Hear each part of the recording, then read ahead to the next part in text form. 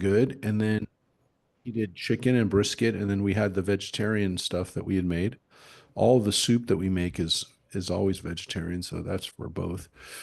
And we had enough food. We actually had leftovers. I mean, people, if they wanted to take home some food, they could. So we ran out of carrots and vegetables and things like that, but we didn't run out of the meat. So we had chicken and brisket left over. So most of the people signed up for brisket, and then chicken was next, and then vegetarian was a distant third. Well, we But had a caterer, and we're just looking at doing it ourselves. We rent out our kitchen to the CDC, so it's got to be has certain regulations, but we're just yeah, looking at the cost because brisket is amazing. I mean, it's really expensive. yeah, it is. It is. Um,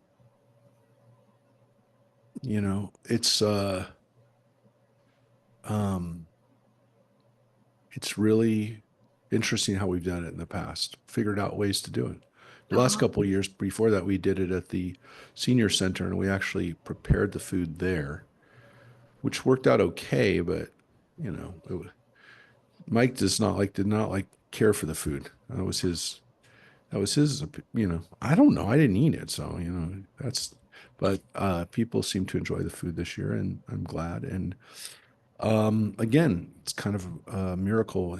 It gets off every year, but yeah, Tracy works really hard, and she was recognized by everybody, which was nice for doing it. Yeah, that's And a hard job. That really is. Good yeah, for I mean, she Tracy. didn't cook it Wow. all, but she cooked enough of it, and she also made sure everything was there. But because she does that for a living with the senior housing, with senior food, she has a little bit of background in it. But you can't really have a background for how to serve 150 Jews for Passover. There's no It's just hard background. You work. can't be trained in that. You just have to love it and be committed to it. And so she did it. And I was reading about it's not the biggest we have. Chabad We in have Thailand. They were doing like 6,000 people, 3,000 people. 6,000. Yeah, it's We had amazing. we had the most we ever had was actually at that place. One year we did it for free. Somebody wrote it. Somebody donated the money. It's a few $1,000s, and we did. We only charged $36. Um, and last year we only charged 25, except we lost too much money last year, so we couldn't do it like that. Um, and so we we had when we did it for free, we had 200 in that same room. And I don't know how we did it because it seemed like it was too big. I mean, it was too many people for that. But I mean, it wasn't crowded. I mean, it wasn't overcrowded. I mean, there was room for maybe two or three more tables, but I don't know how we had five more tables. We did. We had 200 people that year. So Chabad had in Thailand had one. They did. How many did they have? They had the biggest they had was 3,000. Okay, 3,000. Three And they had thousand. tents. Six Tents they thousand set is up. is ridiculous. 3,000 Yeah, is pretty darn big too. I looked yeah. at where they did it in Thailand, but they have a lot of it. They have a lot. That's not Thai food. That was good. No, it was not Thai food. It's very hard to do kosher for Passover Thai food. A lot of noodles. I guess the peanut stuff, and that you can do that if you're Sephardic, you can, yeah. Um, yeah. Anyways, no, they didn't. But they had 2,000 people in Kathmandu.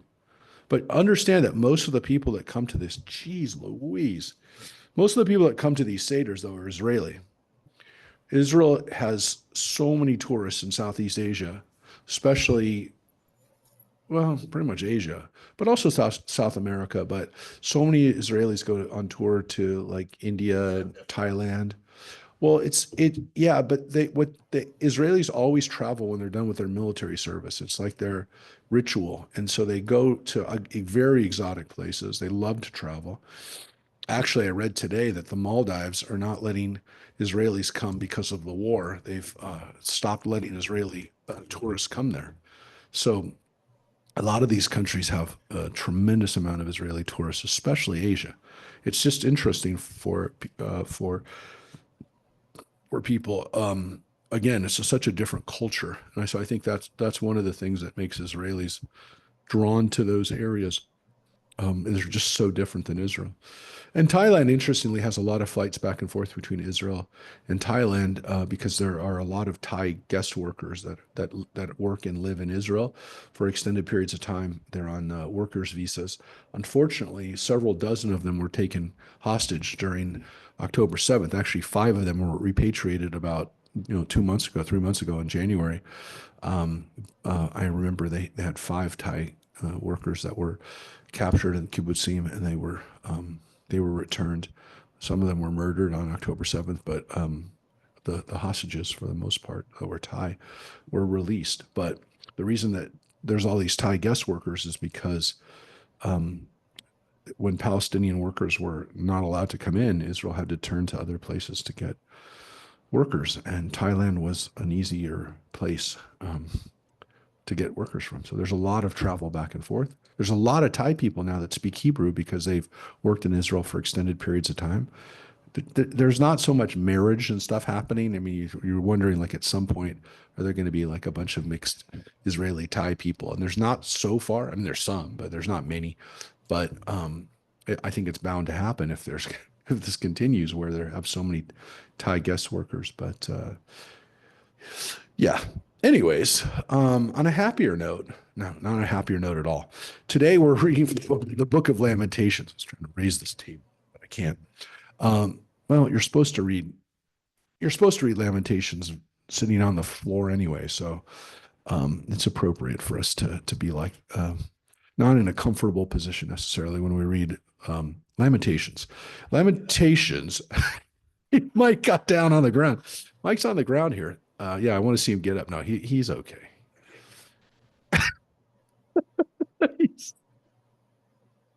Yeah, yeah. Mike, hopefully you can see the screen. Do you need help? Oh, all right. Okay. All right. So this book has five poems. This is well, it's not that much longer than the other book that we just read, the book of Ruth. Oh, good. Uh, but it is a book that um, it's a book that we read traditionally, as we've mentioned, at Tisha B'Av on the 9th of Av, which is the national day of sadness for the Jewish people. And so we traditionally fast on the 9th of Av, unless it falls on Shabbat, in which case we do the fast the day after, on the 10th of Av.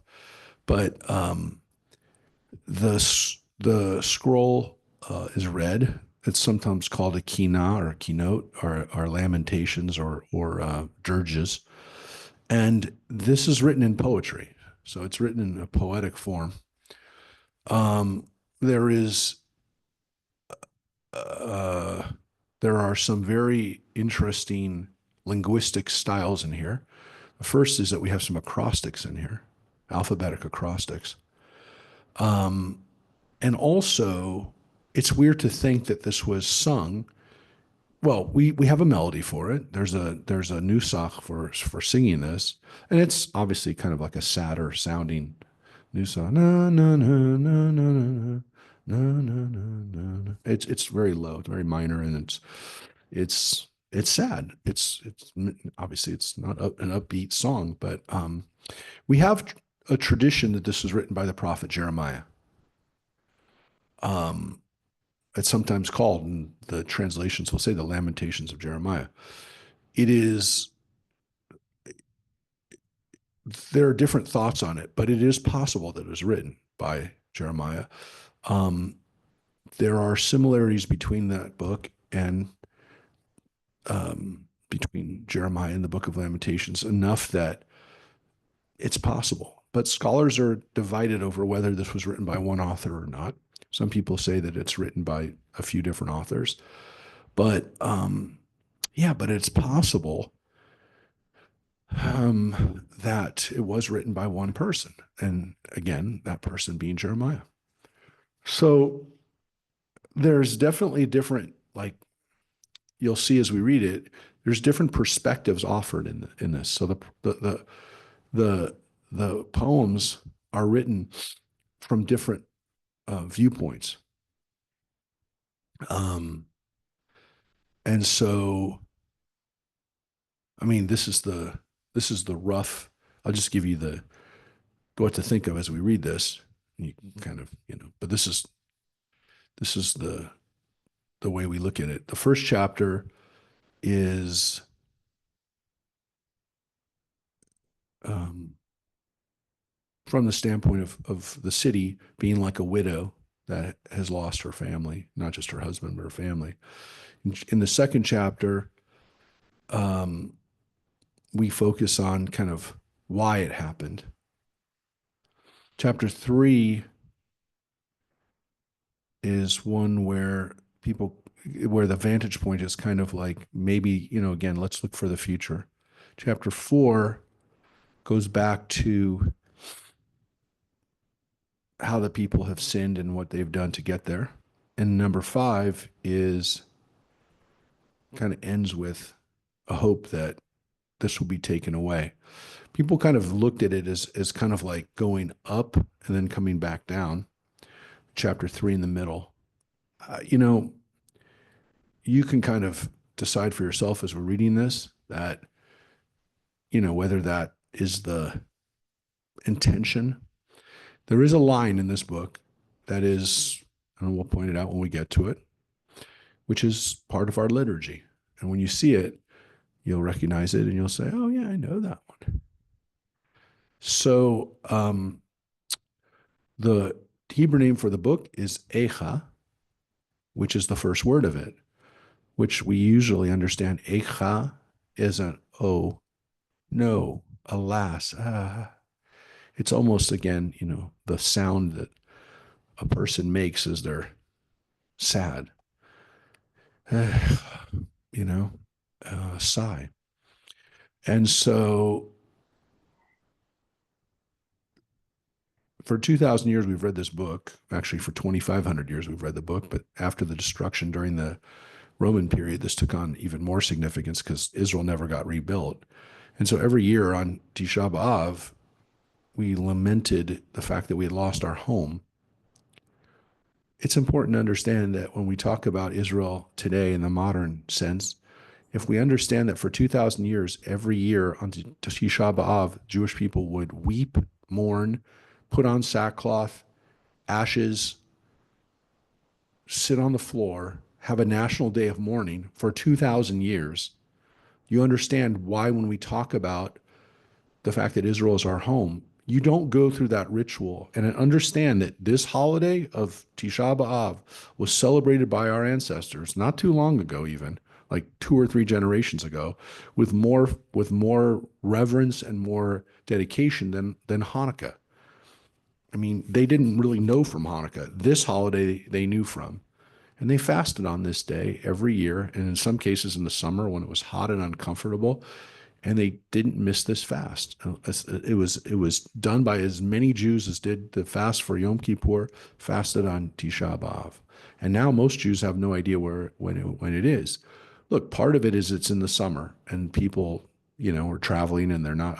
I've been traveling. I've been in so many countries on Tisha B'Av. It's unbelievable. Sometimes it's not my birthday. Sometimes it's darn close. I was born on the first of Av, my first on my calendar on my birthday. My Hebrew date is the first of Av, so yeah, I mean it can hit because that's my birthday. But it could be on the 9th, on the 26th of July. Could be Tisha B'Av. But yeah, there's many times I've been away, and there's many places that I fasted, and there's many places where I've gone to synagogue on Tisha B'Av and read this and heard this. The only the only time that I was there in Israel on Tisha B'Av, I went down to the wall and for Tisha B'Av, and I was there for maybe an hour. But there are people who go down to the wall and they sit in front of the wall the entire day for 25 hours. For the entire time of Tisha B'Av, they sit in front of the wall. They put down a blanket and they sit there the whole time, which I never even thought of doing, but maybe I will one day. But the problem is that it's difficult for us today to have that same kind of energy for Tisha B'Av because we have an Israel that's been rebuilt. We're the first few generations that actually can be in a country where the people have actually brought Israel back to life. So it is hard for a lot of reasons to understand Tisha B'Av the way our ancestors did. And there are even arguments that Tisha B'Av should be changed now. But I believe that if you remember and kind of put back in your head why we're so excited about Israel is because of this holiday. If you forget how sad it was, you don't understand what the appreciation is. I tell people, if you can't be sad on Tisha B'Av, it's very hard to be as happy on Yom HaTzmaut, which we'll be having in a couple of weeks. If you can't understand how dismal Jewish life was without a homeland, without protection, without a knowing that there is a place where we can be free, then you don't understand, again, how important it is to have it. You have to imagine what it was like for most of the last 2,000 years for us to not have a home. So, this is what Tisha B'Av is about, reading this poem and putting ourselves in this frame of mind, reading this and living it, just like we did at Passover. Think about redemption, to think about destruction and what it means to live like this. And yeah. All right. So I had asked Judith to start here. Are you okay? I see Rosemary came on. Are you feeling all right, Yes, Rosemary? I am fine. They were able to fix up my tooth and they didn't need to even numb it. So I'm Right. 100%. But We're going to give you a little break this morning because I asked that is Judith fine. to do that. But I'm glad you're on the road to recovery. I'm sorry you had to deal with that.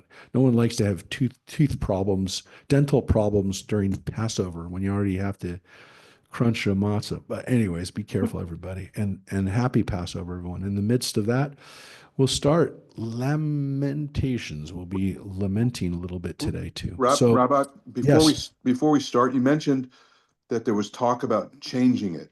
yeah, Can you be specific, please? yeah. So some of the, well, obviously these are Orthodox folk because really today it's really only the Orthodox um, have, even are celebrating the holiday. So you have to be celebrating the holiday in order to not celebrate it or recontextualize it. Uh, but some have talked about changing the restrictions and some of the stuff um, that we have that have happened. So look, some of the reform movement obviously has talked about it, but what's interesting is,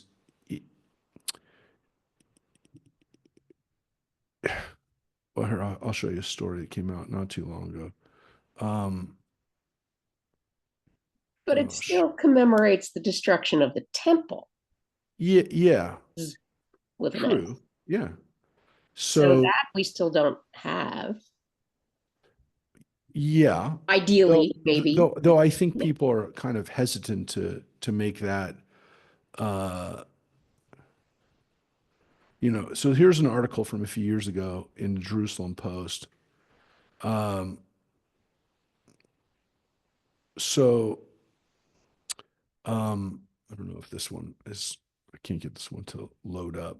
But basically one of the issues that people have with, yeah, it's not showing up.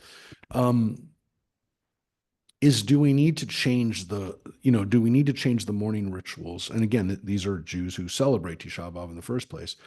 So let me just say this. Part of what we do on Tisha B'Av, in order to prepare ourselves and to get us into this type of frame of mind, and Judith knows this because she has relatives who are Dati, who are observant and live in Israel. Like there's a whole mindset during Tisha B'Av and in the weeks before where people literally won't you can't get married during this period of time in the Orthodox world, right? So it's considered the 3 weeks before to Tisha B'Av are considered times of sadness, of building up to that sadness from the 17th of Tammuz. You're not supposed to have marriages. There are traditions where people, for example, don't go swimming. They won't go into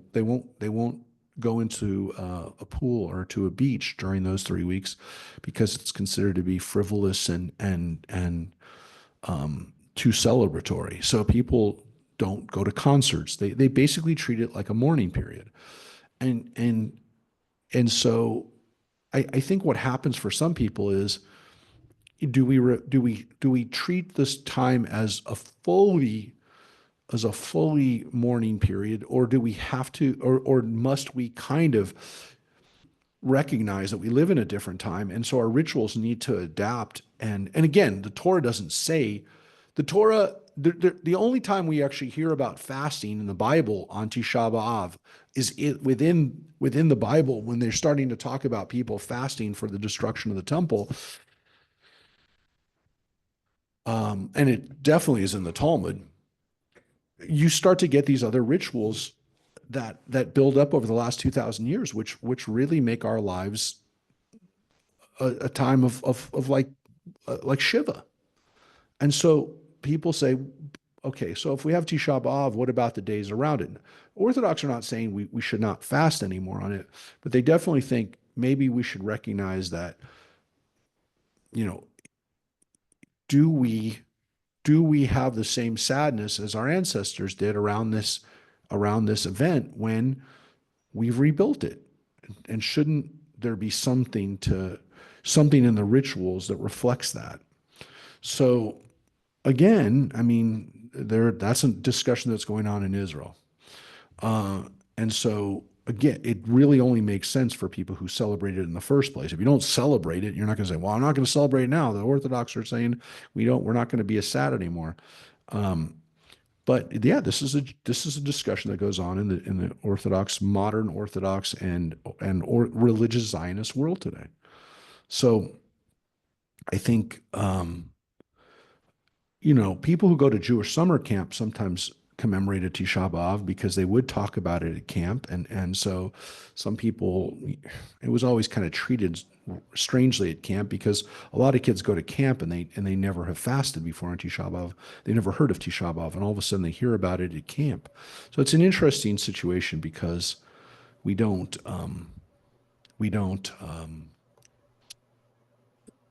most of us don't engage in it, because look, we've tried over the years to have stuff at our synagogue for Tisha B'Av, and it's never held. We can't keep it going, so that's why we haven't. But it wasn't for lack of trying. Interestingly, by the They way, always observed it at Camp Newman. what was that? Camp Newman, Camp Swig, we observed it. They observed it, yeah. Yeah. But again, they don't force the kids to fast. I mean, No, but it's the first there's time a no- lot of them never heard about it. there's no non-Orthodox camp that I know of. And Orthodox camps will observe it and have food that day, but in a non-Orthodox camp, I've never seen them enforce it. What So did I mean, Alanim do? I'm not saying that's never happened. I just never heard of one. So I don't imagine that there is one, especially since most of these kids have never heard of it. But again, I think when we come up with ways of understanding it today, like I said, I think it definitely should be marked. It should be mentioned. Oh, I was going to say, it's interesting. Of course, we call it the 9th of Av, which is the date. 9th of Av is the date, just like September 11th, and now just like October 7th has become a date. We remember the date. We don't call it the day of destruction. We don't call it day of the temple, whatever. We call it the date. We call it by the date. We remember that date. That's what it's called. All right. So similar things in our modern world. We call it 9/11. What did I mean, people tried to call it Patriot Day, and thankfully that didn't stick. what Yeah, did Alanim do? Do you remember? Yeah, they had fasting if kids wanted to fast, and they had, like, if they were fasting, they didn't have to go out and do activities and stuff, but they didn't, I wouldn't say they encouraged it greatly. Did they do any kind of commemoration or special activities? Do you remember? I think they offered it, and I don't think many kids participated in it. So I don't think it was a big part. Again, Alonim is not Alanim is not particularly religious. It's more Right. Zionist oriented or Jewish. It's more or it's more cultural than it is religious camp. So Yeah. at Ramah, they encouraged a lot more. I don't think they require fasting at Ramah, but I'm not 100%. They didn't used to. I don't know if they've changed. I doubt they've changed it. All right, so let's take a look at Echa. I would also like to share, as I was growing up, the congregation, I grew up in a Sephardic Portuguese, Spanish Portuguese synagogue. And we always, if we weren't traveling, we would come from wherever we were, if we were at the beach or wherever, and we would come back for the service. And they would drape the ark and everything in black, and they would blow. The Ner Tamid was and still is a candle, and they would actually blow it out for the 24 hours. It was not lit, which I remember as a kid was incredibly powerful. Wow. For 24 hours, it was blown out, and the entire service was candlelight. Yeah. It's an interesting Very thing. very moving evening. Yeah, for Sephardic Jews, for Spanish Portuguese Jews in particular, it's a interesting holiday because, as a lot of people know, 1492 was Tisha B'Av, when the Jews were forcibly expelled from Spain. That was the date. Happened to be Tisha B'Av. Is it a coincidence? I don't know. The Spanish didn't choose it for that reason, but yet it was the day that Tisha B'Av became connected, especially in the Sephardic movement, in the Sephardic communities, with the final act of expulsion, not the Inquisition, folks, because the Inquisition started before and lasted a lot longer, lasted into the 1800s, but it did mark the day that the Jews were actually expelled. And then, of course, the next day, Columbus set sail for the New World, but he didn't do it on Tisha B'Av because he was told it was not a good day to go, and probably because, as we now know, he was fasting that day. All right. Or if he wasn't fasting, he knew it was not a good day to go from his parents who told him. Anyways, he knew. He knew. So let's read Echa. Echa, lonely sits the city once great with people. She that was great among nations is become like a widow. The princess among the states is become a thrall. Bitterly she weeps in the night, her cheek wet with tears. There is none to comfort her of all her friends. All her allies have betrayed her, they have become her foes. Judah has gone into exile because of misery and harsh oppression. When she settled among the nations, she found no rest. All her pursuers overtook her in the narrow places. Sion's roads are in mourning, empty of festival pilgrims. All her gates are deserted. Her priests sigh, her maidens are unhappy. She is utterly disconsolate. Her enemies are now the masters, her foes are at ease, because the Lord has afflicted her for her many transgressions. Her infants have gone into captivity before the enemy. Gone from fair Zion are all that were her glory. Her leaders were like stags that found no pasture. They could only walk feebly before the pursuer. All the precious things she had in the days of old, Jerusalem recalled in her days of woe and sorrow, when her people fell by enemy hands, with none to help her, when enemies looked on and gloated over her downfall. Jerusalem has greatly sinned, therefore she has become a mockery. All who admired her despise her, for they have seen her disgraced, and she can only sigh and shrink back. Her uncleanness clings to her skirts. She gave no thought to her future. She has sunk appallingly with none to comfort her. See, O Lord, my misery, how the enemy jeers. The foe has laid hands on everything dear to her. She has seen her sanctuary invaded by nations which you have denied admission into your community. All her inhabitants sigh as they search for bread. They have bartered their treasures for food to keep themselves alive. See, O Lord, and behold how abject I have become. May it never befall you, all who pass along the road. Look about and see. Is there any agony like mine, which was dealt out to me when the Lord afflicted me on his day of wrath? From above, he sent a fire down into my bones. He spread a net for my feet. He hurled me backward. He has left me forlorn in constant misery. The yoke of my offenses is bound fast, lashed tight by his hand, imposed upon my neck. It saps my strength. The Lord has delivered me into the hands of those I cannot withstand. The Lord in my midst has rejected all my heroes. He has proclaimed a set time against me to crush my young men. As in a press, the Lord has trodden fair maiden Judah. For these things do I weep. My eyes flow with tears. Far from me is any comforter who might revive my spirit. My children are forlorn, for the foe has prevailed. Sion spreads out her hands. She has no one to comfort her. The Lord has summoned against Jacob his enemies all about him. Jerusalem has become among them a thing unclean. The Lord is in the right, for I have disobeyed him. Hear, all you peoples, and behold my agony. My maidens and my youths have gone into captivity. I cried out to my friends, but they played me false. My priests and my elders have perished in the city as they searched for food to keep themselves alive. See, O Lord, the distress I am in. My heart is in anguish. I know how wrong I was to disobey. Outside the sword deals death, indoors the plague.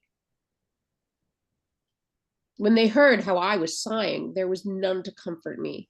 All my foes heard of my plight and exulted. For it is your doing. You have brought on the day that you threatened. Oh, let them become like me. Let all their wrongdoing come before you, and deal with them as you have dealt with me for all my transgressions. For my sighs are many, and my heart is sick. Yeah. So you can see there's a recognition of how terrible what has happened. I mean, it's not just war. It's not just famine. It's not just the things that happen, that are tragic when a war is lost, but it's also the fact that, again, friends, allies, people have turned against us. We're alone. And people we thought were our friends are no longer our friends. And while there's an admission that, again, this was deserved, which is one of the messages, one of the reasons why we connect this back with Jeremiah, because Jeremiah says that over and over and over again. We deserve this. We got to take our punishment. We deserve it. Jeremiah never stops in that belief that this was due. This has been due for a long time. So that's also here. But there is this feeling like it's not just that we lost, it's that everyone's turning against us.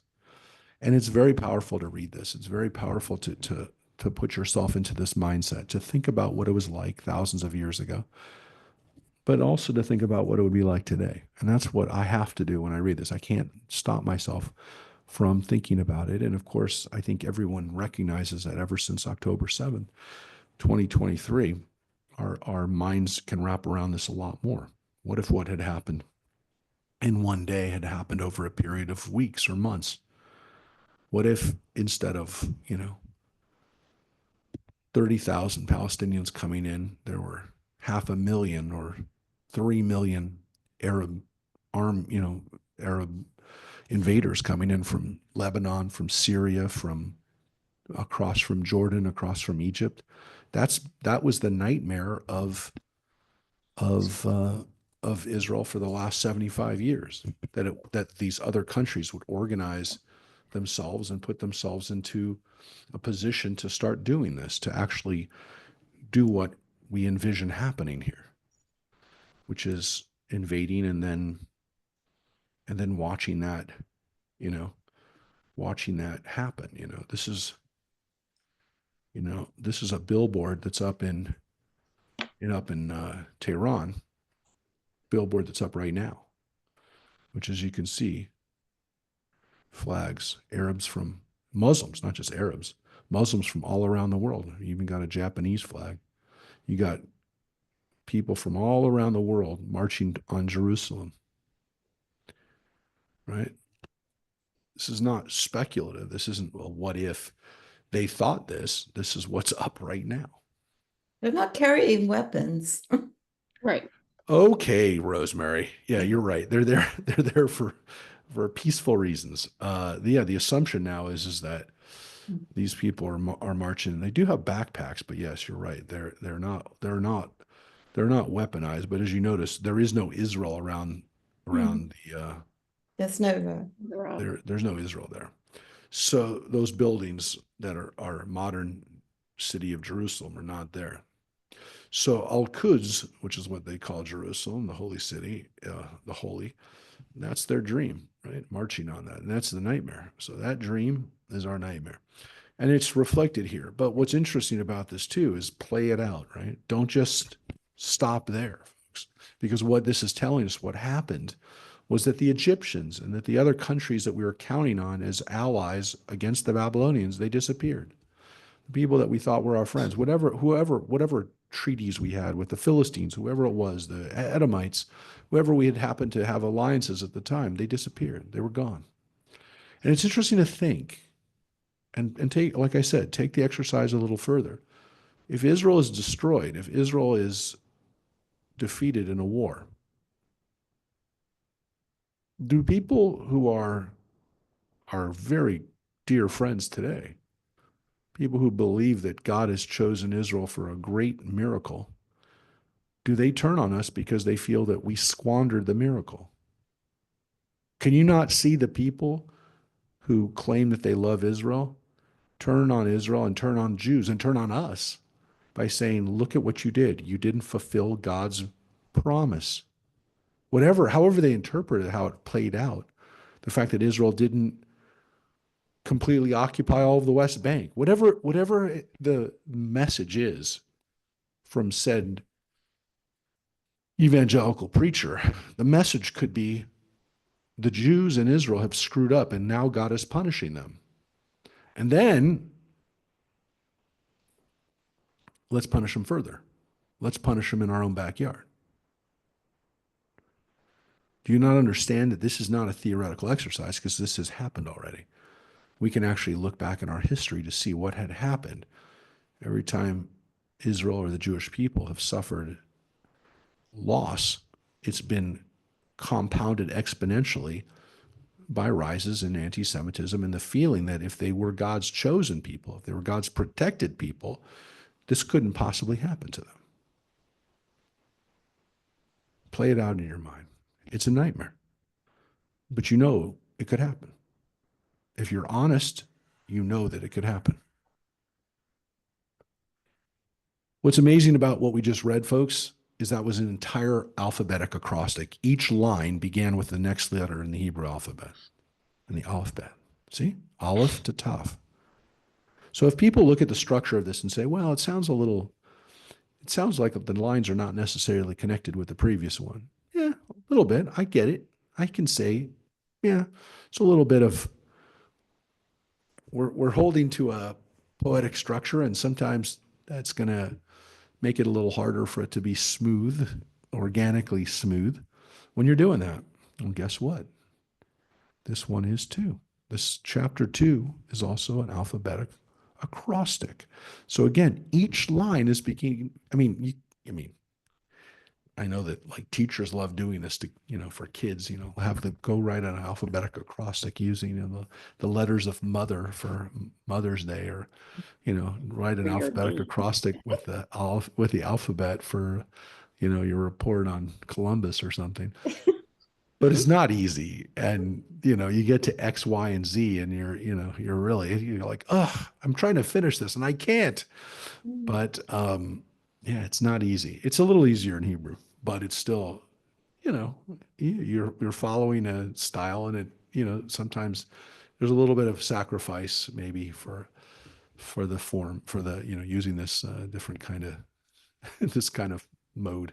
But it's very clever, and it is another aspect of this I want to make. And does the use of an acrostic add anything to the dating, the aging of the poem? No, that's a good question, because we've been playing around with this style for a long time. So it can go back very, very old. We find alphabetic acrostics even in Egyptian writings and Babylonian writings, and so It's not necessarily like a determinant of how old it is, though there are alphabetic acrostics like we've seen in, especially in the Psalms, that are old. And so it's definitely not a new thing. That's that I would caution. I mean, again, you can read the commentary on when, how people date things, but no, alphabetic acrostics go back to 2,500, 2,700 years ago in Jewish writing. So keep that in mind that Is there any point in time where they're more popular?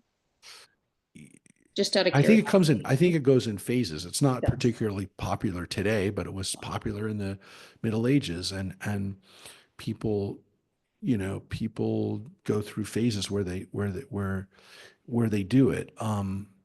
I think it might also mirror what happens with other cultures, whether other people are using those kind of styles, right?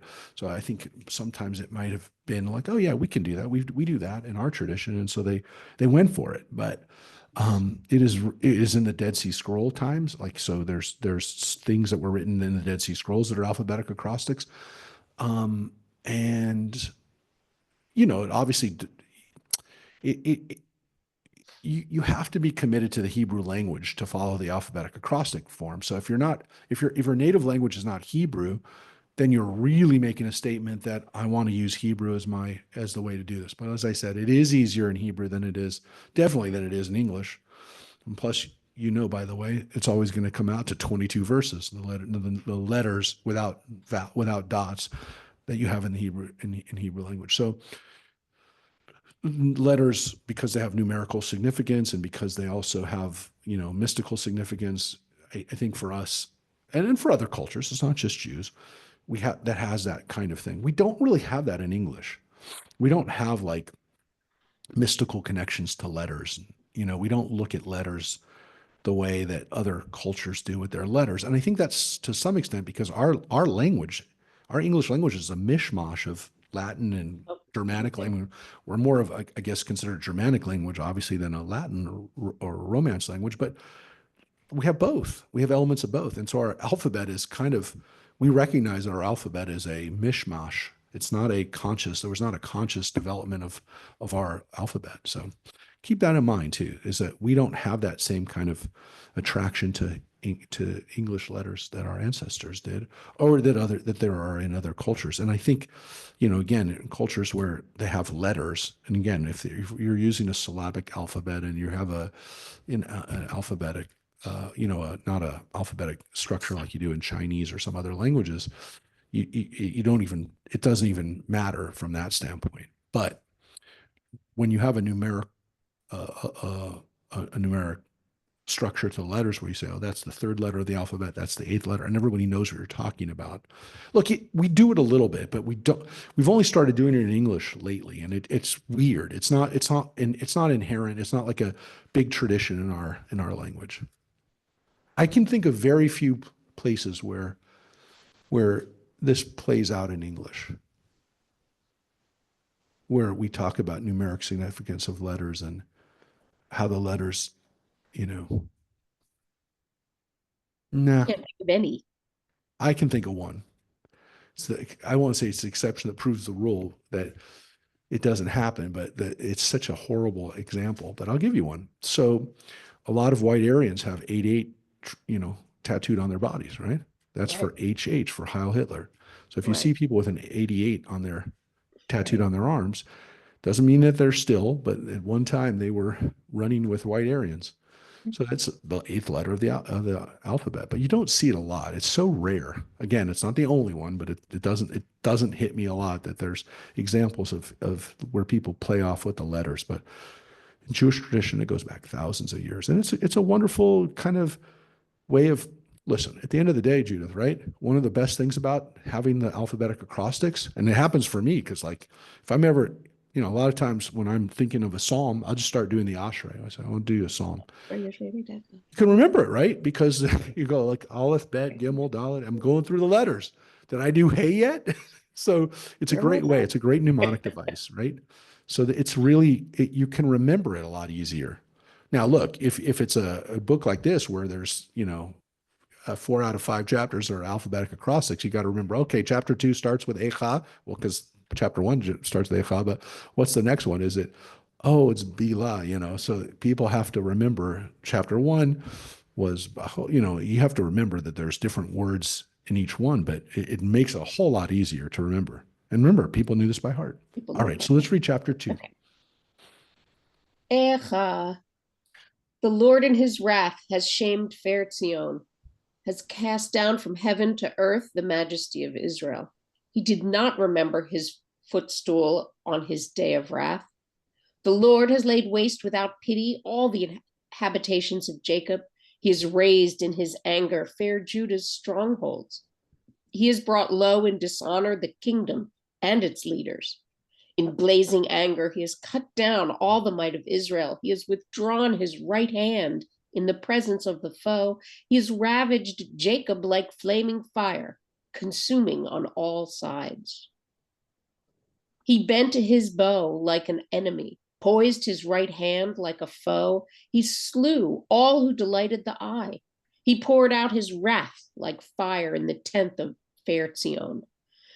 The Lord has acted like a foe. He has laid waste Israel, laid waste all her citadels, destroyed her strongholds. He has increased within fair Judah mourning and moaning. He has stripped his booth like a garden. He has destroyed his tabernacle. The Lord has ended in Sion festival and Shabbat. In his raging anger, he has spurned king and priest. The Lord has rejected his altar, disdained his sanctuary. He has handed over to the foe the walls of its citadels. They raised a shout in the house of the Lord as on a festival day. The Lord resolved to destroy the wall of Fair Zion. He measured with a line, refrained not from bringing destruction. He has made wall and rampart to mourn, together they languish. Her gates have sunk into the ground. He has smashed her bars to bits. Her kings and her leaders are in exile. Instruction is no more. Her prophets too receive no vision from the Lord. Silent sit on the ground the elders of Fair Zion. They have strewn dust on their heads and girded themselves with sackcloth. The maidens of Jerusalem have bowed their heads to the ground. My eyes are spent with tears. My heart is in tumult. My being melts away over the ruin of my poor people as babes and sucklings languish in the squares of the city. They keep asking their mothers, where is bread and wine? As they languish like battle wounded in the squares of the town, as their life runs out in their mothers' bosoms. What can I take as witness or liken to you, O fair Jerusalem? What can I match with you to console you, O fair maiden Zion? For your ruin is vast as the sea. Who can heal you? Your seers prophesied to you delusion and folly. They did not expose your iniquity so as to restore your fortunes, but prophesied to your oracles of delusion and deception. All who pass your way clap their hands at you. They hiss and wag their head at fair Jerusalem. Is this the city that was called perfect in beauty, joy of all the earth? All your enemies jeer at you. They hiss and gnash their teeth and cry, we've ruined her. Ah, this is the day we hoped for. We have lived to see it. The Lord has done what he proposed, has carried out the decree that he ordained long ago. He has torn down without pity. He has let the foe rejoice over you, has exalted the might of your enemies. Their heart cried out to the Lord. O wall of Fair Zion, shed tears like a torrent day and night. Give yourself no respite, your eyes no rest. Arise, cry out in the night at the beginning of the watches. Pour out your heart like water in the presence of the Lord.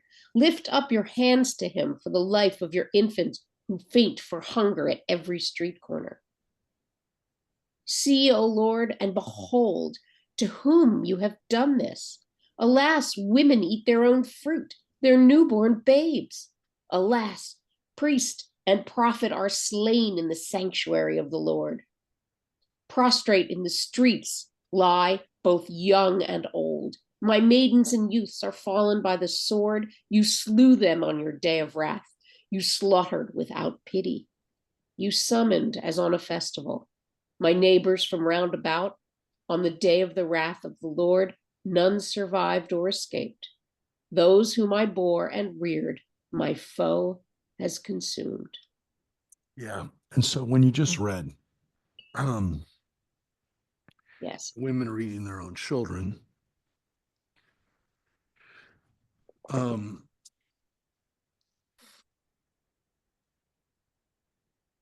this isn't just this isn't just a war that they lost. This is a nightmare, an absolute nightmare. That, again, if it's Jeremiah that he's talking about, and again, you can understand why the book of Jeremiah very similar. Some of the same stuff is talked about, almost some of the same words. It definitely seems like there's a connection to the prophet Jeremiah. He talks about prophets that are running around not telling the truth, which is what he talked about. The fact that there's prophets that are deluding the people, telling them it wasn't going to be this bad, and of course, it was bad. It was worse than probably anyone could really imagine, because you can't imagine. If you can't imagine this, something's wrong. I mean, your mind goes to very dark places. So this is horrible. Again, there are similarities between this language, the language of Jeremiah, and even to some extent, some of the language in Deuteronomy, right? So there are lines in Deuteronomy that remind us of that. You know, so when we read Kitavo, actually, I'll show you real quick, because we actually just read part of Kitavo on Passover, but the good part of it, read the blessing part of it on Passover. But if you read the curse part of Kitavo, you know that one of the things that people are going to be cursed with if they don't follow the rules and if they're thrown out of their land is that they're going to, as you're going to see, do exactly what Lamentations and Isaiah described. So this is Deuteronomy.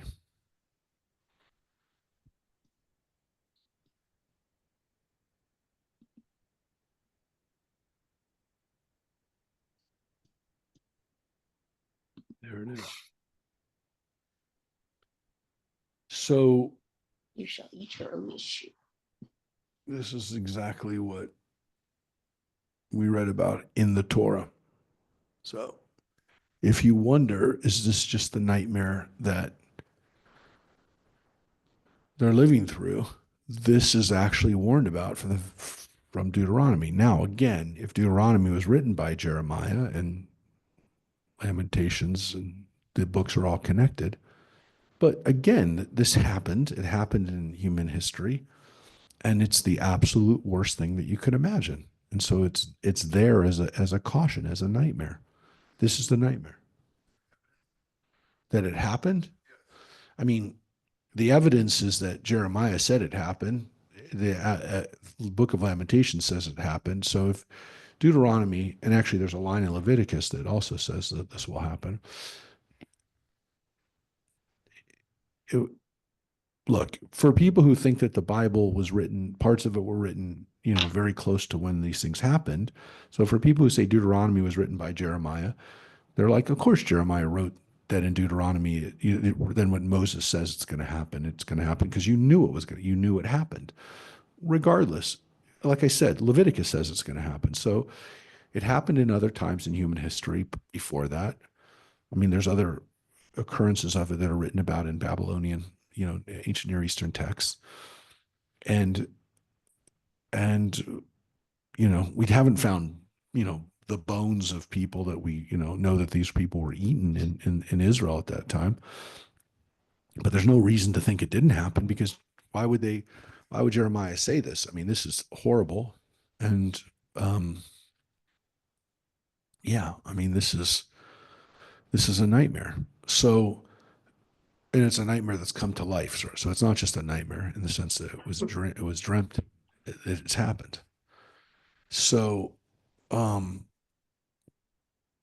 yeah, this is the worst thing that you can imagine. It's not just losing a war. It's, as he says, eating your future, destroying your future, consuming your future. And it's not just symbolic. So, chapter 3 is a little different for a lot of reasons. As I mentioned, some people feel that it builds to this.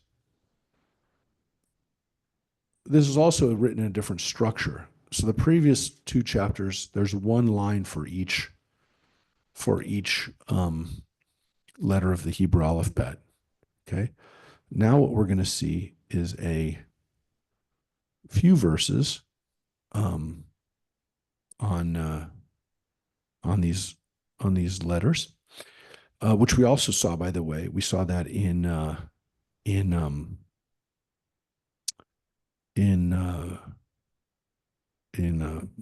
Psalms. Sorry, Psalm 117, where we have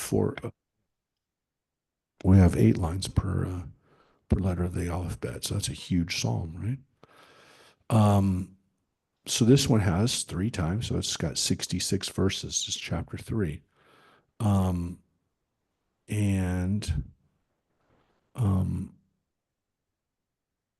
the 5th chapter, so go back to the 1 verse per letter in the 4th chapter, and then the 5th chapter doesn't have any acrostics, but it is 22 verses. So again, we're not sure why this is, but again,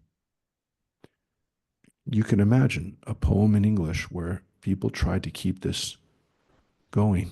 It's not easy, especially like you do it one time. Now do it in 3 chapters, 4 chapters. It's not easy.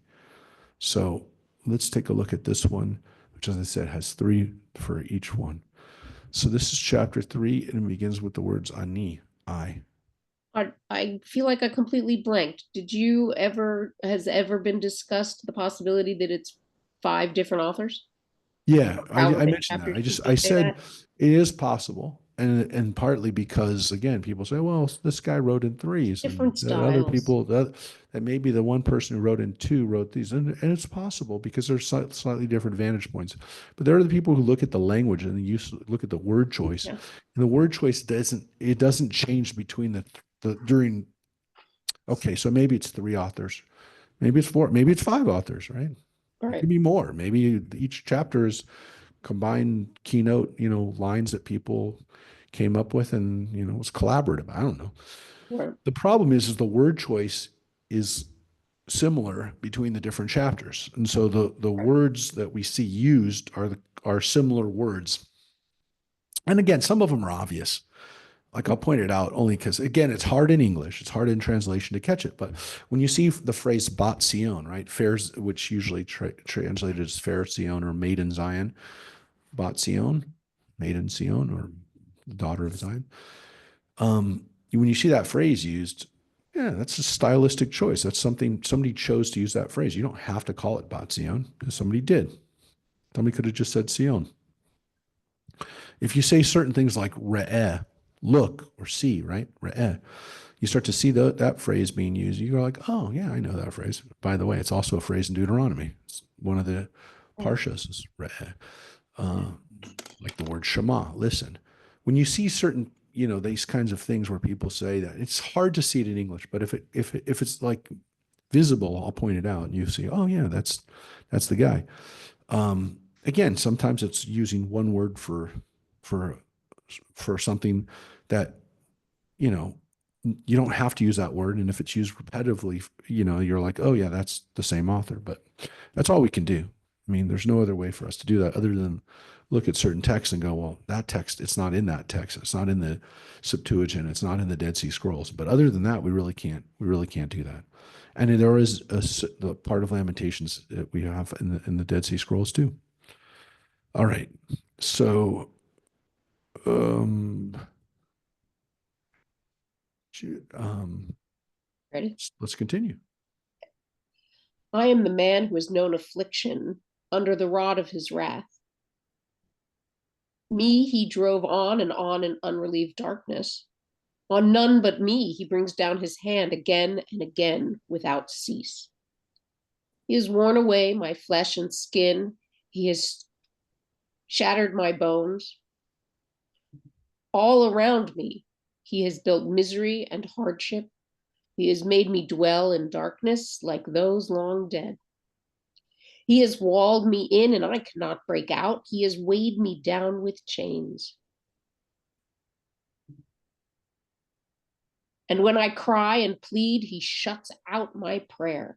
He has walled in my ways with hewn blocks. He has made my paths a maze. He is a lurking bear to me, a lion in hiding. He has forced me off my way and mangled me. He has left me numb.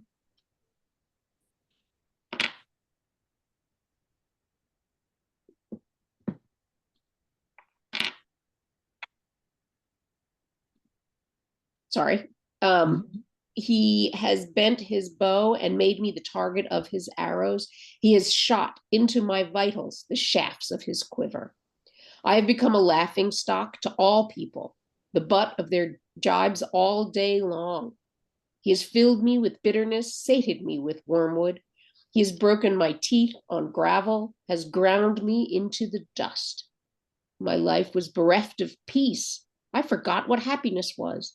I thought my strength and hope had perished before the Lord.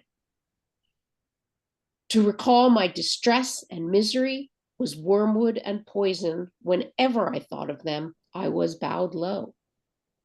But this do I call to mind, therefore I have hope. The kindness of the Lord has not ended. His mercies are not spent. They are renewed every morning. Ample is your grace.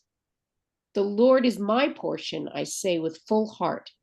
Therefore will I hope in him. The Lord is good to those who trust in him, to the Lord who seeks him.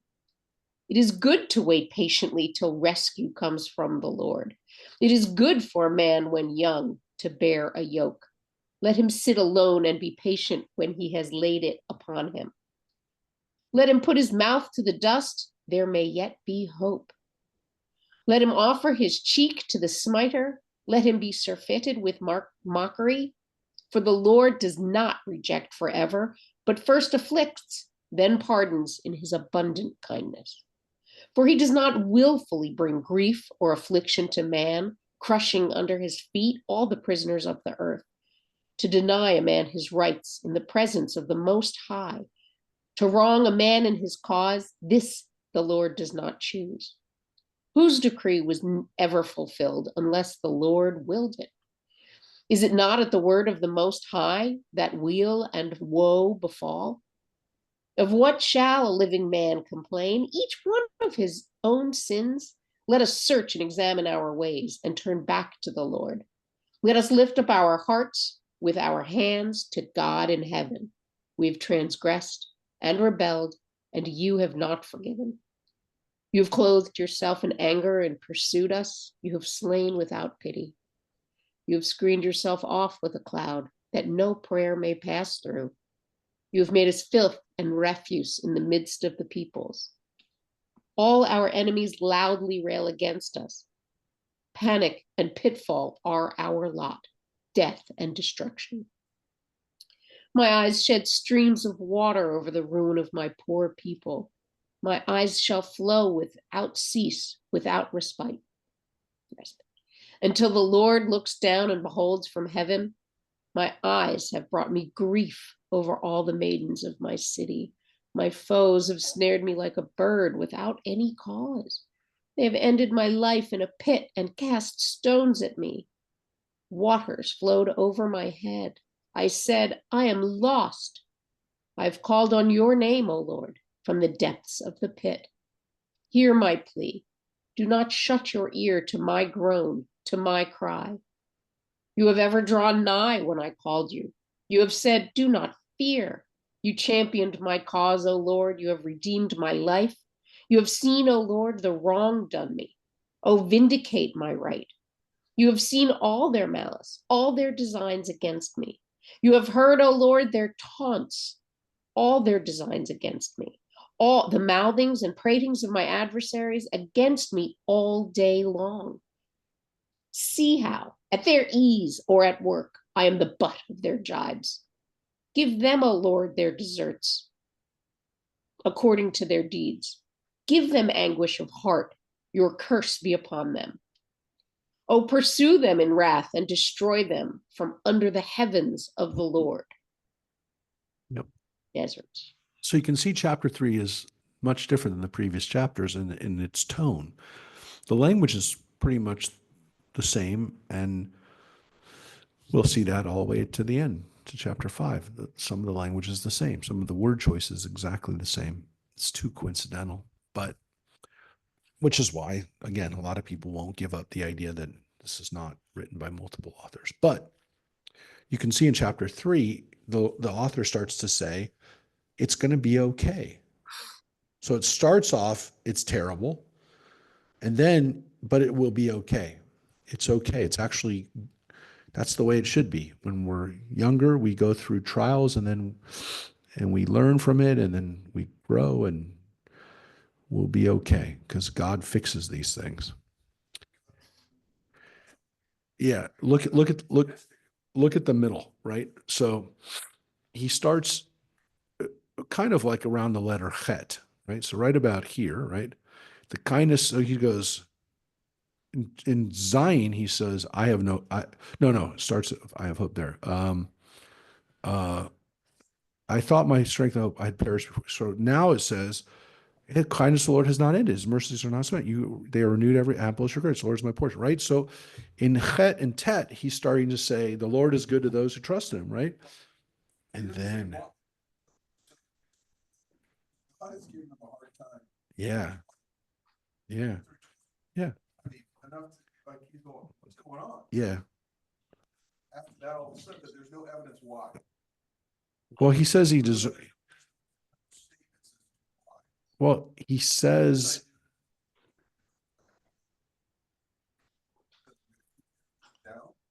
so the difference, of course, well, if we look at it in from the previous chapters, we deserve this, right? Now, of course, this is very different because this is very personal, right? This begins right off the bat. Right? This is a guy. That's why it's a little different that's why some people say it is different. But couldn't it be that the guy's describing the city, he's describing everything he sees around him, and then in chapter 3, it gets personal. And if it is Jeremiah, which the tradition was, it's now Jeremiah talking about himself. Jeremiah got thrown in a pit. John, you went into that pit, perhaps. If that's the pit that he's talking about, you were in that pit. He gets thrown into a pit in Jerusalem, according to his own description. And if it's the pit that we were in Jerusalem, which is in the city of David, then he says, I get thrown down into the pit, right? And so he says, um,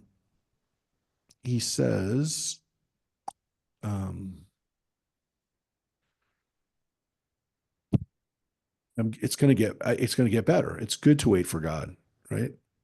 Even by myself, even when I'm alone. But then the problem is,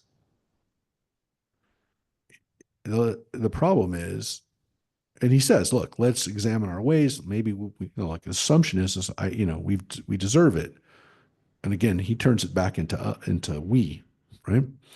So God must be doing this for a reason. God doesn't do this without, God wills it, right? This is God's plan. So the point is, though, eventually, though, it gets back to how bad it is, right? So so the end of it, it starts to go back to, gosh, it's so like, okay, I know God can fix it, but it's not been fixed yet. So what starts to happen is, and that's why, like in the middle of this book, in the middle of 3, it kind of reaches a hopeful, and then it starts dropping back.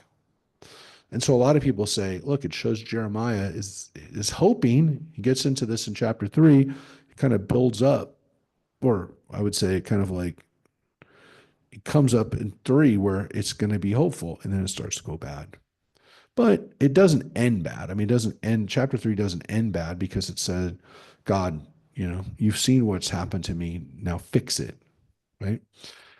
and give them back what they have done to us, right? Give them back, right? Pursue them in wrath and destroy them. So it's God, you will fix it, or it's really bad. God, you will fix it. It's really bad. Fix it, God. So say, to me, from the beginning, it's God has brought this on. Yeah. But he feels that God has not listened to him yet. So he in 4 he says, I mean in 3 he says, and you'll see what happens in 4. In 3 he says God will hear, but then he admits it. He says, "You have not heard it, right? You have not done it yet, God." You know, so he definitely feels. And again, some people say when Jeremiah gets to this point, he kind of says, God, look at me. I haven't done anything to deserve this. And I'm going down with the rest of the people around me. Maybe is what the theory is that when Jeremiah actually pleads on his own behalf or justice with God is, look at me, God. I haven't done anything wrong. Stop making this happen. Maybe he can intercede on behalf of everybody. And that if there's him or a few people like him, that God's going to fix it, So that's the hope, is that Jeremiah kind of shows the way. He's hoping he's going to open the door for other people. Again, if it's Jeremiah. But again, the hope is there in chapter 3. But let's look what happens in 4 and 5, because it's not over. So it's almost like the door opens. You get a glimmer. You get to see what can happen. And then this is happening still. Chapter 4. Echa, the gold is dulled, debased, the finest gold. The sacred gems are spilled at every street corner. The precious children of Zion, once valued as gold, Echa, they are accounted as earthen pots, work of a potter's hands. Even jackals offer the breast and suckle their young, but my poor people has turned cruel, like ostriches of the desert. The tongue of the suckling cleaves to its palate for thirst. Little children beg for bread. None gives them a morsel. Those who feasted on dainties lie famished in the streets. Those who were reared in purple have embraced refuse heaps.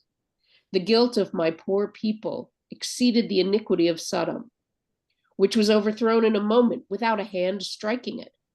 Her elect were purer than snow, whiter than milk. Their limbs were ruddier than coral. Their bodies were like sapphire. Now their faces are blacker than soot. They are not recognized in the streets.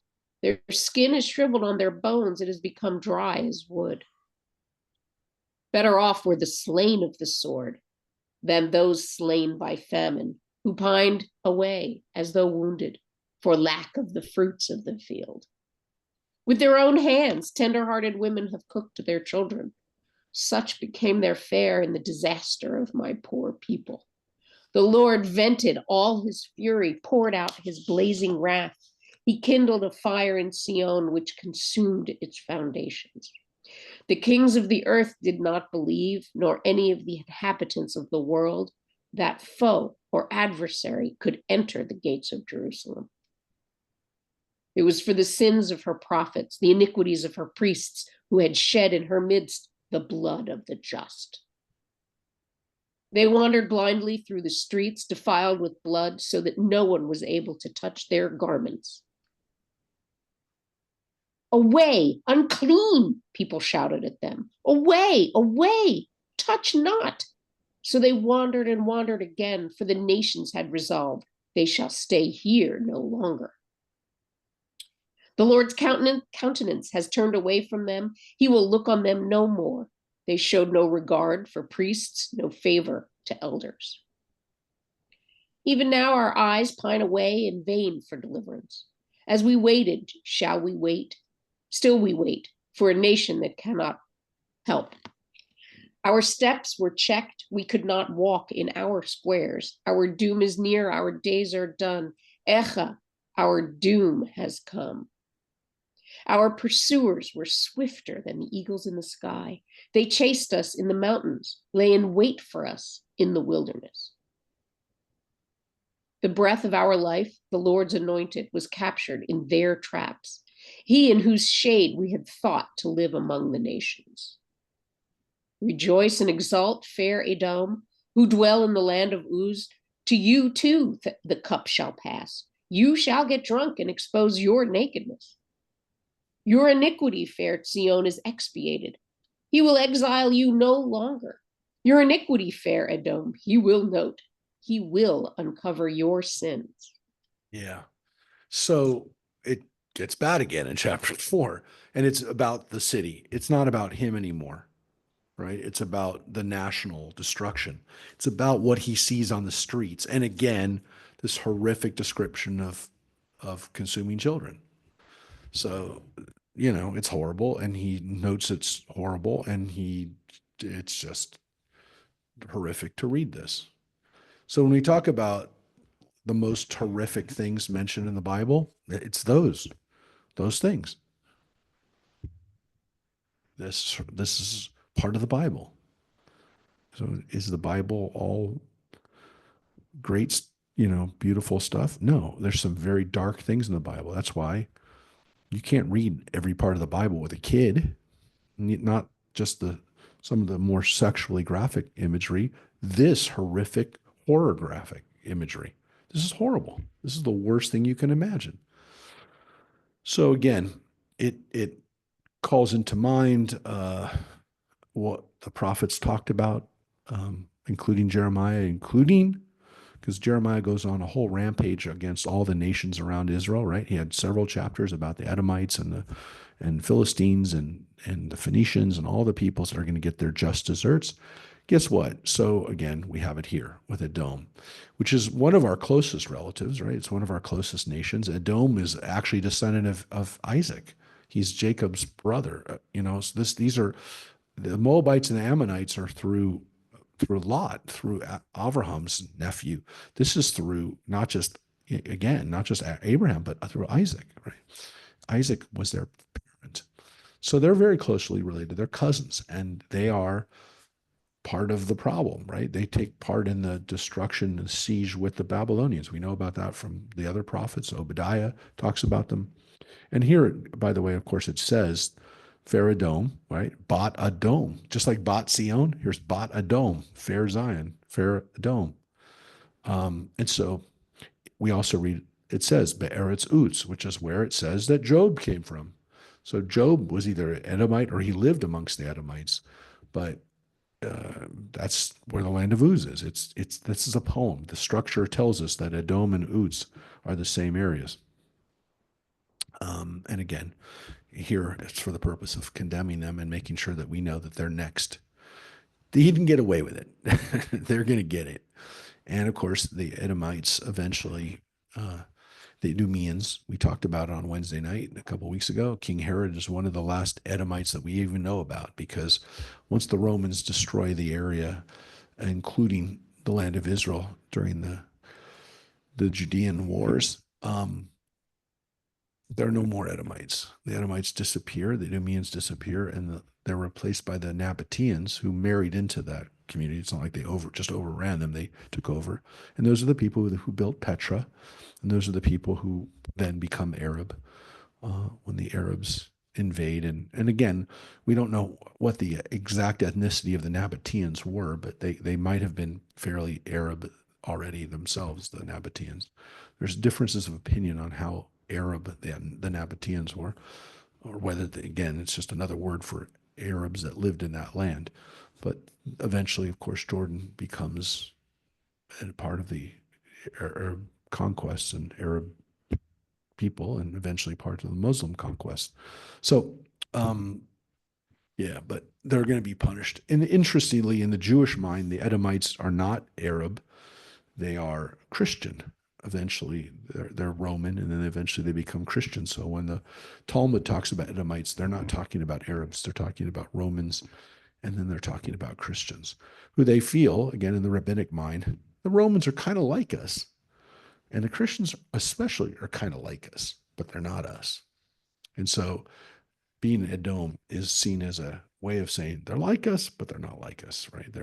They could be like us. We could be like them, could be kind of similar, maybe two sides of the same coin, but they're not. We're the other side. Completely opposite in some ways, right?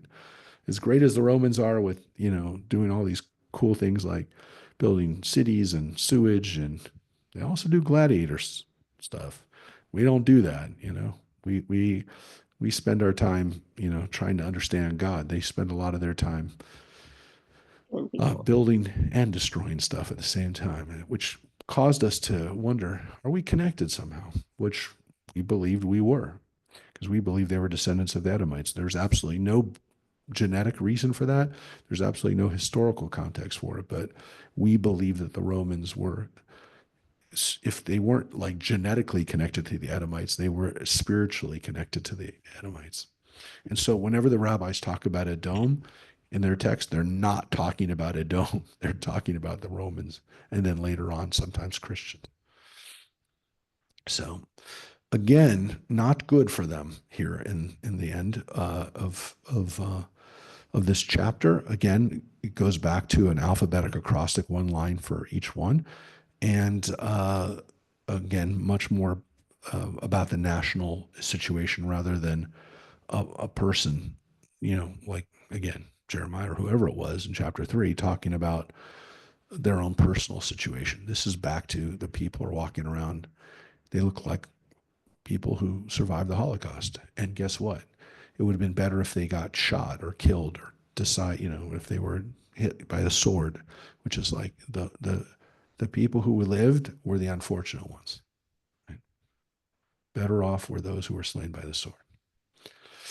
So it's a horrific vision. And again, after reading chapter 3, which opens up some hope, this is pretty dark again. So now we're in the last chapter. We're in chapter 5. And this chapter is not an alphabetic acrostic, but it is, as I said, 22 verses, which is how much the other 3 were that were not, 3 lines per letter. So it seems not a coincidence, I think, that it's also 22 verses. So you have 4 that are 22 verses and 1 that's 66. We don't know. I mean, there's, people have speculated, but there's no real answer. I mean, there's no good answer I can give you on why this last one isn't an alphabetic acrostic. But let's take a look at it and then kind of go back and see how it all fits together, these 5 chapters. Remember, O Lord, what has befallen us. Behold and see our disgrace. Our heritage has passed to aliens, our homes to strangers. We have become orphans, fatherless. Our mothers are like widows. We must pay to drink our own water, obtain our own kindling at a price. We are hotly pursued, exhausted. We are given no rest. We hold out a hand to Egypt, to Assyria for our fill of bread. Our fathers sinned and are no more, and we must bear their guilt. Slaves are ruling over us with none to rescue us from them. We get our bread at the peril of our lives because of the sword of the wilderness. Our skin glows like an oven with the fever of famine. They have ravished women in Sion, maidens in the towns of Judah. Princes have been hanged by them. No respect has been shown to elders. Young men must carry millstones, and youths stagger under loads of wood. The old men are gone from the gate, the young men from their music. Gone is the joy of our hearts. Our dancing is turned into mourning. The crown has fallen from our head. Woe to us that have sinned. Because of this, our hearts are sick. Because of these, our eyes are dimmed. Because of Mount Sion, which lies desolate, jackals prowl over it. But you, O Lord, are enthroned forever. Your throne endures through the ages. Why have you forgotten us utterly, forsaken us for all time? Take us back, O Lord, to yourself, and let us come back. Renew our days of old. For truly you have rejected us, bitterly raged against us. Take us back, O Lord, to yourself, and let us come back. Renew our days of old. Yes. And that line, which is smaller, is a repetition of this line, line 21. The issue is that the rabbis who, edited and put together the final version of the canonized text did not want us to end with the words, "For truly you've rejected us, bitterly raged against us." And so they wanted to end the book on a happier note so that we repeat this line. And it's a beautiful line. And it's the line we still have in our liturgy that we use all the time. So line 21 becomes essentially like line 23 so that we repeat it again. This is not the only time we have this in the Bible, right? We have other places in the Bible where it's been recommended that we finish the book on a happy note, right? So don't think that this is, again, something that they just invented for Lamentations, which of course as a book is pretty darn sad. It's interesting. What? That's the first five lines.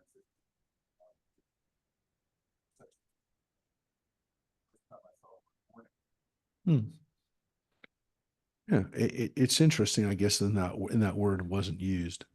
I just want to show you one thing. I'll get back to that one second. Here's the other place where we repeat the line before it, so we don't end on that line, which the last word was cherem. It's a line that was just sticking out of my head because it's the way we read the prophet Malachi, which was what we read. We read it last Saturday, last Shabbat. Before Passover, we always read this section. Lo, I will send Elijah before you, the coming the awesome and fearful day, right? He shall reconcile the parents with their children and children with their parents, so that when I come, I do not strike the whole land with utter destruction. Yeah. So I used that line in my Signal article last week on Shabbat because I love that line. It reminds us that parents and children need to get along for there to be the Messianic era. How can we have peace in the world if we don't have peace in our own homes? So, but we don't want to end with that. So we say that God is going to send Elijah, and that's the way we end it. So we ended on not on the last word being a sad word, right?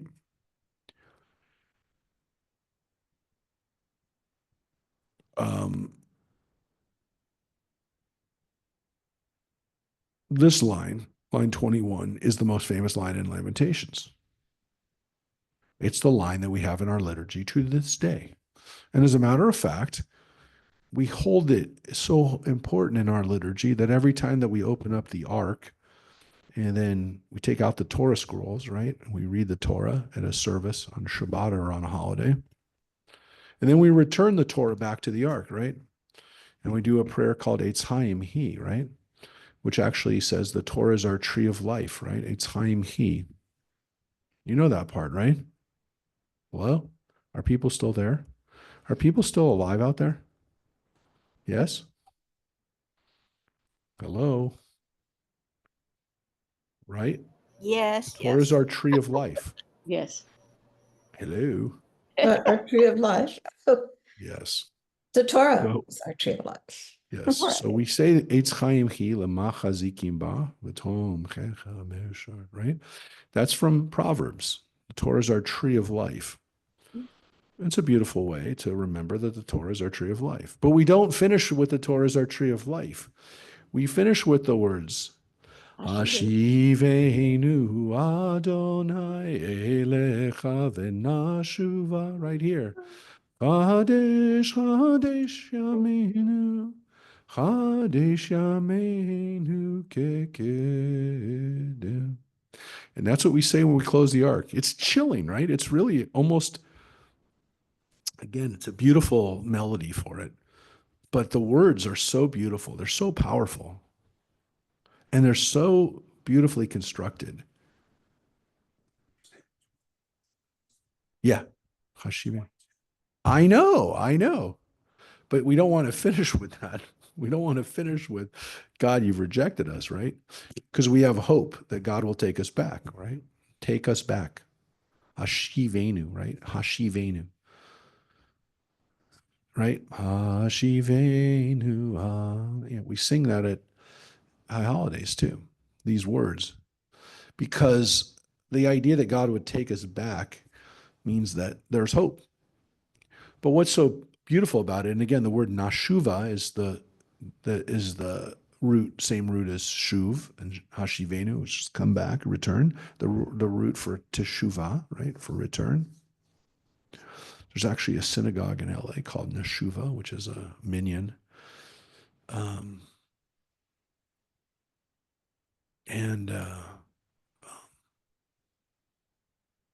the idea of return is something that we hope is possible, right? That we can come back.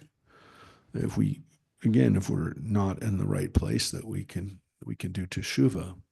It's the redemption, not just of a nation, right, but of an individual. We talk about high holidays, so we talk about redemption a lot during Passover, but more on a national level, and again being free.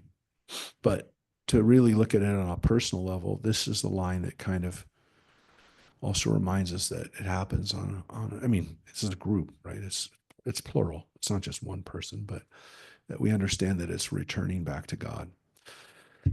So what I find amazing about this line is the line Chadesh Yameinu Kekedem, right? That's the line, the clause that's so, I mean, look, coming back to God is beautiful. I mean, there's no more beautiful message in the Bible than that.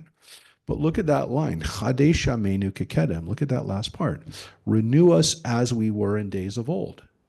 Make us feel new. Renew us, right? Chadesh Yameinu means make us new. Make our days new, right? Like make our days, our Yameinu, our days, make them new like they used to be. Now think about that. Think about the juxtaposition of those words. Make me new like I used to feel back then. Make me feel fresh like I used to feel in the past. Now, look, anybody who's gotten older knows that, maybe they're talking about feeling strong and youthful and vibrant the way my body used to feel 25, 30 years ago, 40 years ago, whatever. That's what they're talking about. But this is interesting that people look back nostalgically to a time when they were feeling fresher. Bring us back to that kind of feeling.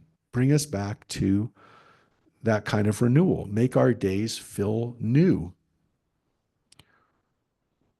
Now, again, at some level there, the writer's talking about, or he's talking to the people, that we should all feel that way like we did back when we were free in the land of Israel. I know that. I mean, believe me, I know that. We know that. Everybody knows that that's what he's talking about. He's talking about going back to the time when we were free. But on a personal level, on a level that we feel every time we open up the Torah and then talk to the Torah, talk through ourselves through the Torah and do that dialogue of thinking about who we are, that we're actually asking God to make us feel like we used to feel. Now, what's interesting about that is that that's a kind of an admission that when we were younger, there was something that we had that we don't have now that we want to have. And again, the easy answer is, you felt much stronger when you were younger. You had better health. But there's another thing that's interesting about this, which is that when things feel fresh and new to you, that's when you're growing, right? That's when you're still open you feel potential. And that's what the word Chadesh, renewal, means. It means essentially like potential. It means I can grow. And what's interesting about this is that message is actually so beautiful to think about, that when you study Torah, when we do it on Shabbat, when we do it as we're doing right now, that the ability to grow, the ability to be renewed through the Torah, And that's why the rabbis chose that to be the last thing we said as we closed the ark. Oh my gosh, I just had a chance to be renewed again. I had a chance to learn something new. I had a chance to grow through Torah. That's something that every Jew, everybody who studies Torah, even if they're not Jewish, everybody who has the ability to study the text has the ability to be renewed through Torah, to grow, to see something new that they hadn't seen before. And that's what we're supposed to do. That growth, that feeling is something that we hope for and that we can have. And that to me is the greatest message and why I love those 3 words so much. I mean, you could almost say I live by, that's my motto. Chadesh Yameinu Kekenim. Feeling young, feeling potential, feeling growth. Those are all captured by those words. Make my days, make my Yameinu. The Yom, my days, or our days, right? It's a plural. Something Yameh, it's Yameinu, it's our days. Let our days be renewed. Let them be feeling like potential. What a wonderful idea that our lives are filled with potential and our days are filled with potential. Every day we wake up, we have the potential to do something new. We have the potential to do something different, to see something new, to learn something new, to be with somebody new. That's an amazing idea. So,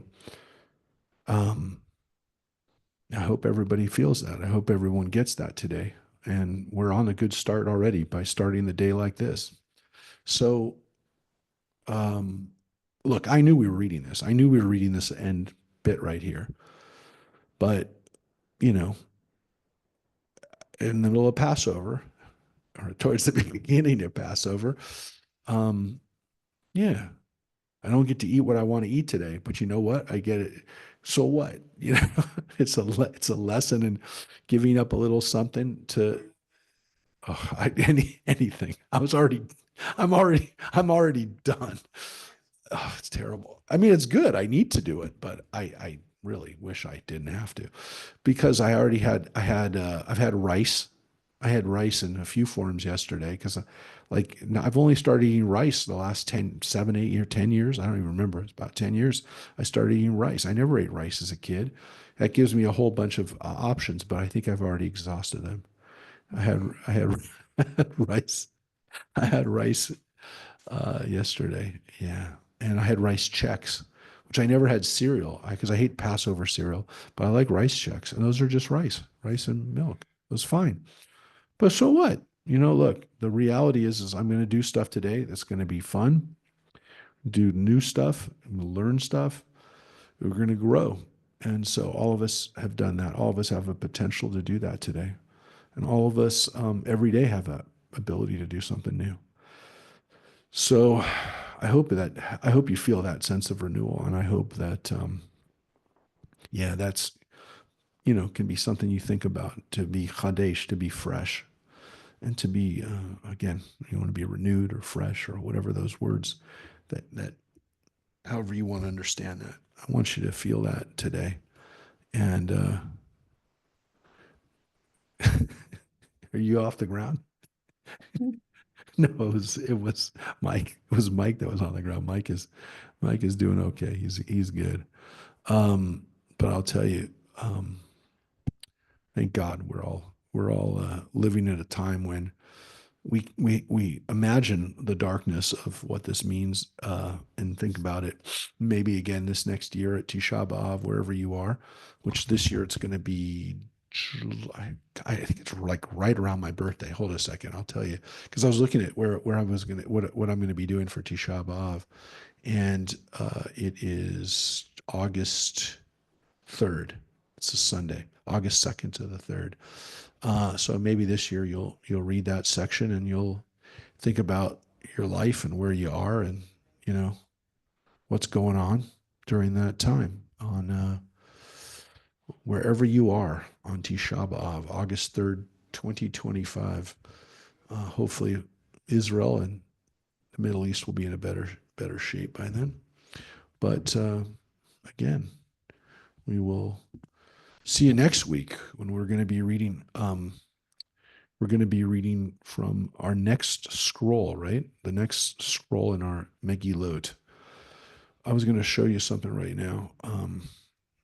the when we go through, and again tomorrow night we're reading some of the stories of the temple's destruction during the Roman period, which is kind of interesting connection.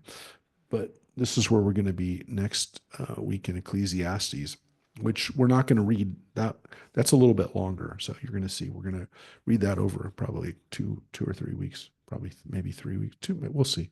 And then Esther, which is like, Ruth and some of the other books that we read, that's kind of like a novella, but we'll still read that over probably 2 or 3 weeks because it's considerably longer. Ruth was 4 chapters, Esther is 10 chapters, and remember, traditional synagogues read all 10 chapters on Purim. They read it really, really fast, but they do read it, and I'm going to be gone in part of May, yes, but not during Shavuot. We'll be back for Shavuot. All right, promise. Yeah, we're doing it together with. We're doing the beginning of June 1st. We're going to be doing it with, as I mentioned, with Temple Ahavat Shalom, and we're going to be doing it with Temple Judea in the Valley. Before we go, I just wanted to do one thing before we go. Sorry, I wanted to show you one thing, and that is I want you to hear a little bit of Eicha chanted. So. Sarati bamdinot hayta lamas bachot tivke balayla bedimata alecheya ein la menachem mikol haveha koreha bagduva hayula leoivim Gata Yuda meoni umerov avoda hi ashva vagoyim lo matza manoach korotfeha yisiguha ben hamitzarim darchei Tzion avelod mibli ba'ev moed kol she'areh. That's the more common Ashkenazi melody, and now I'm going to play you a little bit of the Sephardic chanting of it, which sounds like this. Nope. Go to the right page here. Here we go.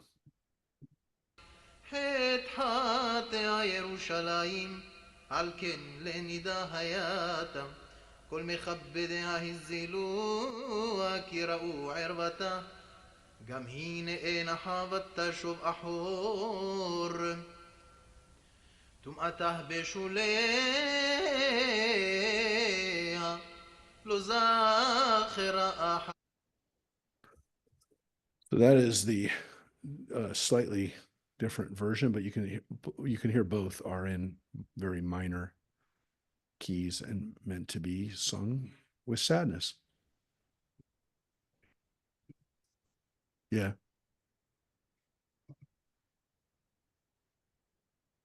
Yeah. Sephardic melody of Eicha is pretty. I just don't know. I mean, I don't know it well enough to, I mean, it's hard for me to even do. I haven't chanted Eicha in a few years, but I learned it and I chanted it, and